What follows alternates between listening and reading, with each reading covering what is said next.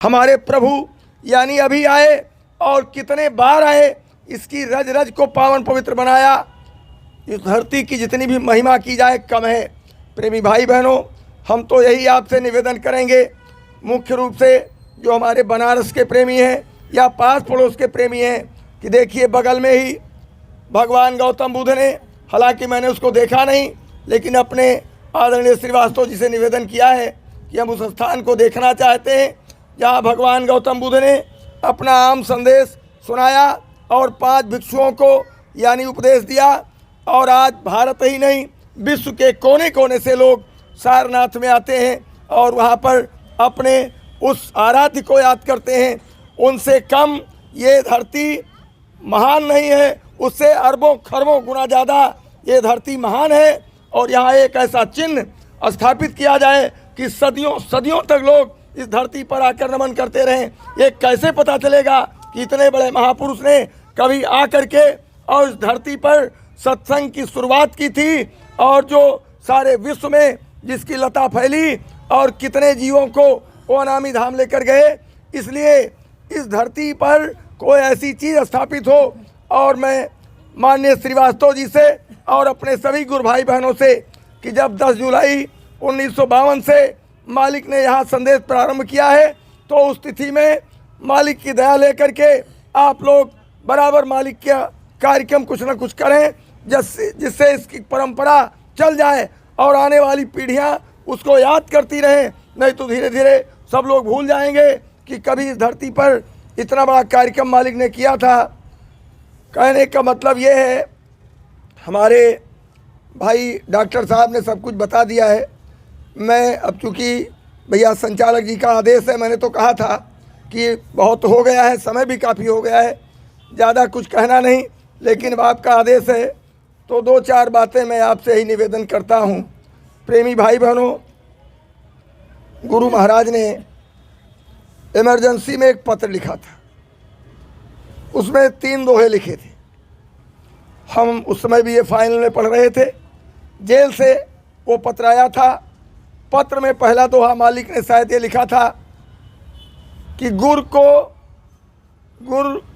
को रखिए माथ पर और चलिए आज्ञा माह, और कहे कबीरता दास को 3 लोग भयनाएं। एक दूसरा दोहा लिखा था कि संत वचन पलटे नहीं और पलट जाए ब्रह्मांड। और तीसरा दोहा लिखा था कि गुर माथे से उतरे और शब्द बिहुना होए, ताको काल घसीटी है राख न सके कोई। ये 3 दोहे लिखे थे। नीचे और बातें मालिक की लिखी थी। मैं बहुत दिनों तक इस बात में उलझा रहा कि जो मालिक ने लिखा है कि गुर माथे से उतरे और शब्द बिहुना होए, तो कौन से शब्द के बारे में लिखा है? भाई आकाशवाणी ब्रह्मवाणी के बारे में लिखा है कि मालिक ने जो वचन कहे हैं मंच से उनके बारे में लिखा है? मैं बहुत सोचता विचार करता रहता था, लेकिन कुछ समझ में नहीं आया।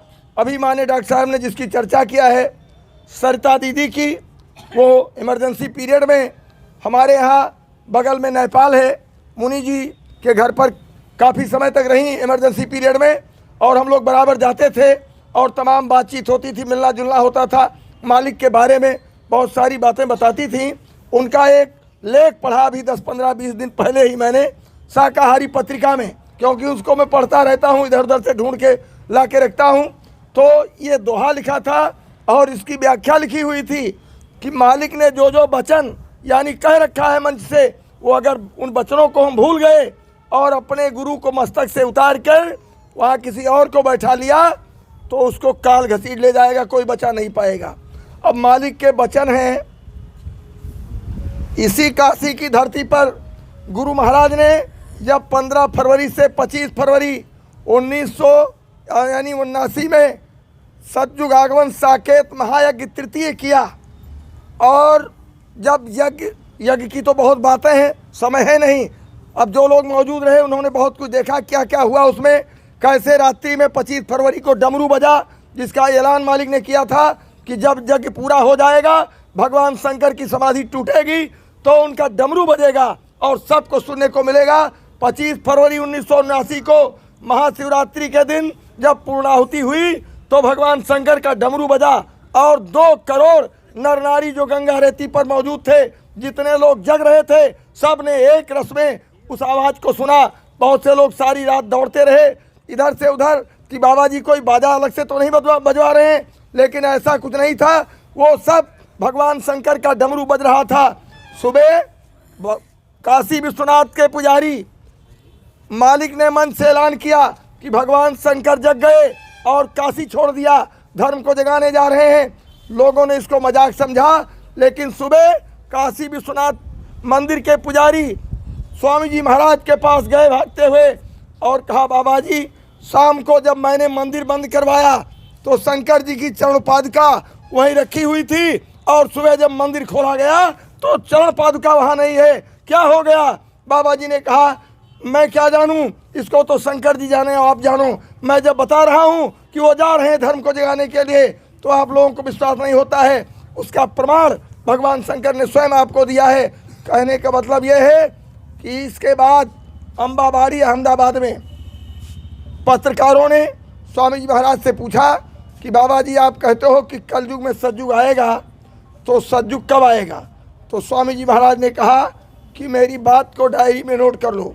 मैंने सतयुग के स्वागत तैयारियों में पहला यज्ञ 22 मई से 28 मई सन 77 में अयोध्या में सरजू तट पर किया। एक देवता को प्रसन्न किया।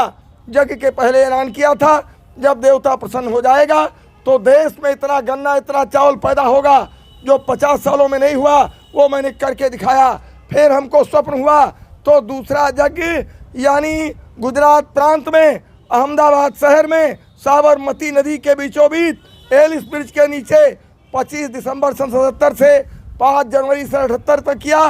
33 करोड़ देवी देवताओं को बुलाया, देवी देवताओं का विमान आया, उसकी चमक हुई और देवी देवताओं ने अपनी पार्लियामेंट में देश दुनिया की खुशहाली के लिए 1000 प्रस्ताव पास कर दिया।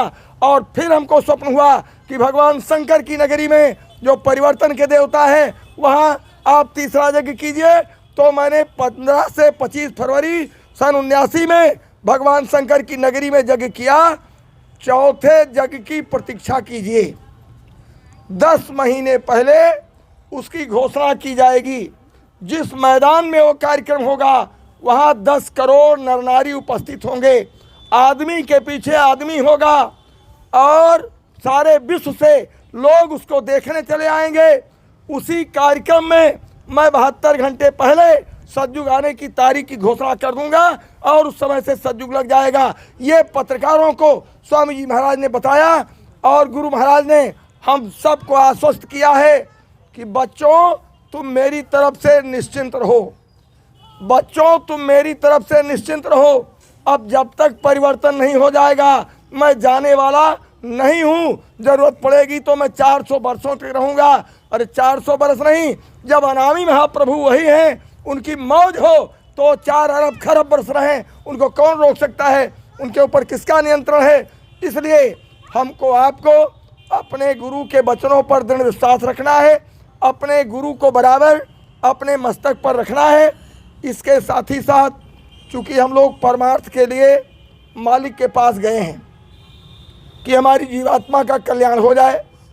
गुरु महाराज ने एक बार मथुरा में होली के प्रोग्राम के बाद में यानी मुक्ति दिवस पड़ गया, मुक्ति दिवस का झंडा लहराया गया। परम आदरणीय श्री सुदर्शन लाल शास्त्री शर्मा जी महाराज ने, जो दादा गुरु जी महाराज के बड़े लड़के थे, उन्होंने एक दोहा पढ़ा। स्वामी जी सत्संग करने की मौज किए कि प्रथम जन्म गुरु भक्ति कर और जन्म दूसरे नाम, जन्म तीसरे मुक्ति पद और चौथे में निज धाम। जैसे दोहे को पढ़ा, स्वामी जी महाराज ने कहा जी इसको बंद करो, ये उनके लिए है जिनके समय में महापुरुष नहीं थे। आए बच्चे बच्चियों, मैं तो तुम्हारे सामने मौजूद हूँ। अगर तुम मेरी 2 बातें मान लोगे तो मैं तुम्हारा 4 जन्म का काम इसी जन्म में पूरा कर दूंगा। फिर मालिक ने कहा कि 2 बातें कौन सी? पहली बात ये कि मेरे आदेशों का पालन करते चलो, दूसरी बात ये कि तुम मुझसे प्रेम कर लो। अब मालिक के जो आदेश हैं 10 जुलाई 1952 से लेकर और मार्च 2012 तक कितने सारे आदेश हुए हैं, सब आदेशों को न तो हम लोग जानते हैं और न सबका पालन ही कर पाएंगे, लेकिन कुछ मालिक के ऐसे आदेश हैं जिसका पालन हमको आपको आजीवन करना है। पहला आदेश उनका यह है कि हम सब लोग अपने खान पान को शुद्ध शाकाहारी रखें, खान पान के साथ किसी भी प्रकार का कोई समझौता न करें। दूसरा आदेश है कि हम जो भी अपना काम खेती का, दुकान का, दफ्तर का करें, मेहनत और ईमानदारी के साथ करें। तीसरा आदेश मालिक का है कि 24 घंटे में से कम 2.5 घंटे नहीं तो 3 घंटे यानी सुमिरन ध्यान भजन में अपना समय जरूर दें। चौथा आदेश मालिक का है, उन्होंने कहा कि मैंने साप्ताहिक सत्संग का नियम बना दिया है। इतवार की सुबह और गुरुवार की शाम को 2-2 घंटे साप्ताहिक सत्संग के लिए। सत्संग का तरीका 1969 में गुरु पूर्णिमा पर मालिक ने बताया कि जब सत्संग साप्ताहिक करो 2-3 प्रार्थना करो, प्रार्थना के बाद में आधा घंटा ध्यान, आधा घंटा भजन करो और उसके बाद में फिर एक प्रार्थना करो। फिर एक आदमी खड़ा हो जाए, संदेश को पढ़े, चाहे शाकाहारी पत्रिका हो या परमार्थी वचन संग्रह हो, संत सत्य वचन हो या अमर संदेश हो या संत मत की कोई पुस्तक हो, उसका अर्थ न समझावे, केवल संदेश को पढ़ ले 10, 15, 20 मिनट। उसके बाद एक दूसरे से अगर सुमिरन ध्यान भजन नामदान के विधि विधान में किसी को दिक्कत हो, एक दूसरे से पूछ लो, फिर एक दूसरे का हाल चाल पूछ लो और अंत में जय गुरुदेव ध्वनि आरती करके कार्यक्रम समाप्त कर दो। गुरु महाराज ने कहा 2 घंटे का समय लगेगा। बीफे की शाम को, आज गुरुवार है, आज की शाम 2 घंटे और रविवार को सुबह 2 घंटे। समय 23 पांडे बाजार आजमगढ़, जिसकी चर्चा हमारे डॉक्टर साहब ने बार बार किया। मैं तो वहाँ गुरु महाराज की दया से 2-3 बार जा चुका हूँ साप्ताहिक में। बराबर 60-60 किलोमीटर से चलकर लोग साप्ताहिक सत्संग में आते